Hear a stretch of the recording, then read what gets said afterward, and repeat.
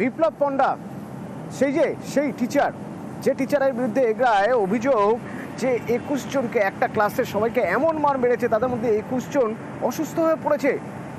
সেই বিপ্লব পণ্ডা গ্রেপ্তার। পঙ্কজ রয়েছে আমার সঙ্গে। পঙ্কজ, কিভাবে তাকে গ্রেপ্তার করা হলো এবং বিপ্লব পণ্ডা কিছু বললো, যে তিনি কি কিছু বললেন যে এরকম নৃশংস আচরণের কারণ কি?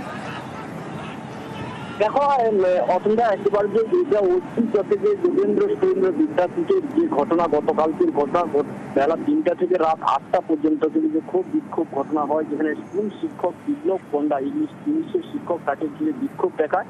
সেই স্কুলের শিক্ষক বিপ্লব পণ্ডাকে স্কুলের অভিভাবকদের অভিযোগ ভিত্তিতে কিন্তু এগরা থানার পুলিশ তাকে গ্রেপ্তার করে। যেখানে স্কুলের শিক্ষক তিনি স্বীকারও করেছেন যে পড়াশোনা না করার জন্য তাকে মারধর করা হয়েছিল এবং তারা অসুস্থ হয়ে পড়ে, এমনটা কিন্তু স্বীকার করেছে। তারপরেই কিন্তু যেখানে ক্ষোভ বিক্ষোভ ঘটে, তারপরেই কিন্তু এগরা পুলিশের বিশাল পুলিশ বাহিনী দিয়ে তাকে প্রথমে আটক করে, তারপরে অভিভাবকদের অভিযোগ ভিত্তিতে বিপ্লব পণ্ডাকে গ্রেপ্তার করে তাকে আজকে কাঁথি মহকুমার আদালতে পেশ করা হয়। আচ্ছা, ধন্যবাদ।